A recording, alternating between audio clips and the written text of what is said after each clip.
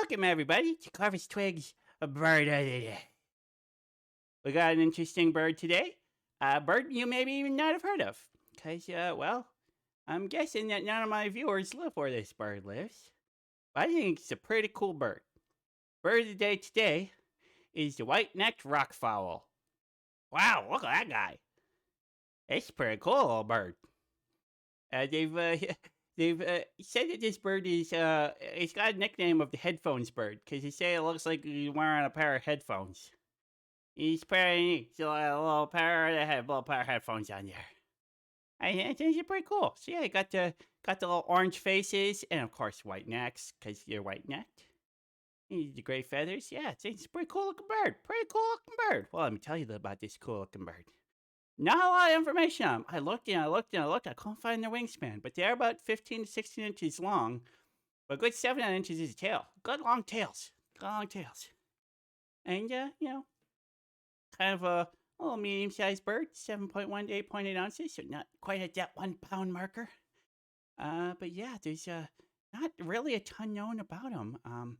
They don't know exactly how long their lifespan is. They figured that they're pretty long-lived birds. They know it's more than 10.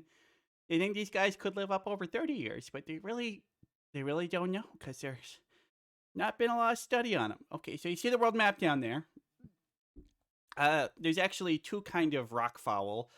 One kind lives in the green area. One kind lives in the pink area. These guys live in the pink area, so ignore that green area. They live in the pink area.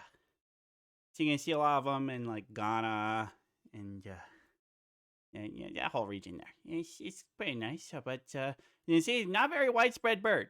Don't migrate. They kind of got their spot, and that's where they hang out. Now, here's the thing that I was most surprised about when I first saw a picture. When I saw a picture of these birds, I never would have guessed these guys are pastoriforms. That's right. They're pastoriforms. Yeah, it's kind of neat. And the Picathartidae, that's the rockfowl. And it's kind of their own little family. So one thing that, they are pastoriforms. Now, the interesting thing is when they first were discovered by people who, got into whole taxonomy and stuff, they were misidentified as corvids. They thought these guys were corvids. And then they got a little better study of them and a little more genetic research, and they realized, nope, these guys are not corvids. There's something else, something different. Now, I think it's kind of they're insect eaters. They're like ant, but there's army ants that'll go like marching along, and as they do that, they'll like scrounge up other bugs who will like get out of the way to escape. And these guys will follow the ants around, and when the other bugs are flushed out of their space, then they'll just go and nibble them up, eat them up. Eat a delicious. Yeah, sounds pretty cool. Use other animals to hunt bigger, tastier foods. Now, they are colony birds, not big colonies. They say, like 3 to 7 breeding pairs. But when they do find a mate, they have found that they do mate for life. So yay for them. But apparently, it's been seen that it's kind of common that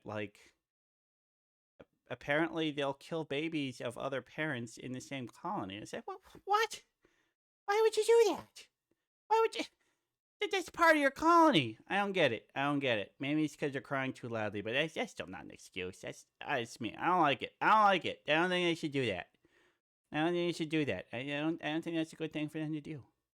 Another interesting thing about this bird is they're a very quiet bird. They don't really use vocalizations to communicate much. You don't hear them cawing or tweeting or doing something like that. They do say on the rare occasions that they do make sounds, they make clucking sounds not too dissimilar to that of a chicken. So, it's kind of interesting. Now, here's the interesting fact that I thought. We all know the great David Attenborough, famous English nature talker. And he does the documentaries on the BBC. And his very first documentary, he was going with some preservationists who are trying to find a specimen of the white-throated rockfowl. Now his very first nature documentary was him of them trying to get a couple. Now he's actually gone back and said that what they were doing wasn't really a good thing because they were trying to capture a couple to take to his zoo. It's unfortunately a very common thing back in the 50s and 60s. And it actually resulted in a great amount of decline in the wild population. So Mr. Attenborough was like, yeah, I wouldn't have done that now. But, back in the 1950s, this is a long time ago, and he didn't know better. And he's definitely gotten a lot better. But yeah, the very first nature documentary that David Attenborough ever did featured the white-necked rockfowl. So yeah, I guess it's a pretty neat little factoid. So, what are my thoughts on it? Well, I mean, this is a bird that we just unfortunately don't know a lot about. But I gotta say, I like the way they look. Look like they got pretty good attitude. I mean, it's a pretty bird. It's a cool looking bird. They were mistaken for corvids, so I like any bird that's got corvid-like features. It's pretty neat, pretty cool, pretty cool. Yeah, I just wish we knew more about them. I wonder how smart they are. I bet they're kind of smart. But it's so hard to know. It's so hard to know. I wish that we could learn a little bit more about them. Fortunately, they are pretty vulnerable. They say there's only about 10,000 of them left in the world. And it's a population that's dwindling. And unfortunately, it's the reasons for the population decline is one that humans seem to have a pretty hard time dealing with. And that is, of course, habitat loss.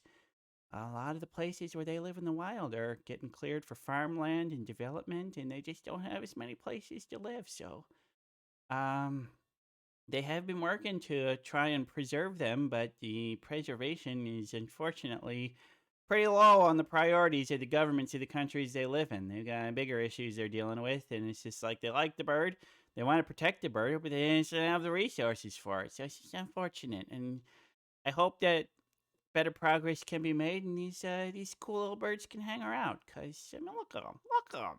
He's a pretty neat bird. Oh, and the other thing the birds they say is that males and females pretty much the same. This one they look about the same. As usual, the male's orange feathers are gonna be a little brighter, but not a big difference. Not a big difference. Anyway, my thoughts.